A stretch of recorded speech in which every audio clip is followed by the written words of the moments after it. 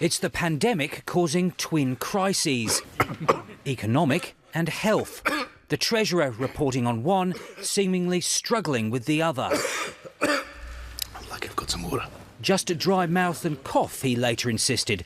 But Josh Frydenberg is now in isolation, awaiting the results of a COVID-19 test. Australia finds itself at war against a faceless and flagless enemy. The Treasurer using what was meant to be budget day to instead deliver an economic statement, tallying the cost of the catastrophe. Overall, the economic data has been sobering. An understatement, if ever there's been one.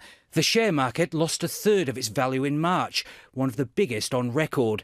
New vehicle and house sales plummeted, along with business and consumer confidence.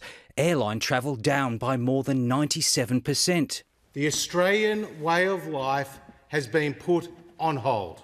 The June quarter is forecast to be a shocker. Economic activity to plunge by more than 10%, unemployment to double. Consumer spending, business and housing investment will continue their downward spiral.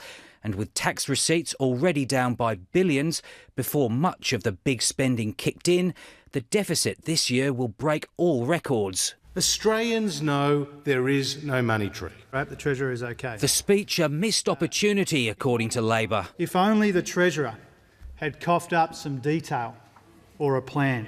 Josh Frydenberg's economic statement was part stocktake of measures taken so far and part appeal to the states not to delay lifting restrictions, provided Australians follow health advice and download the COVID Safe app.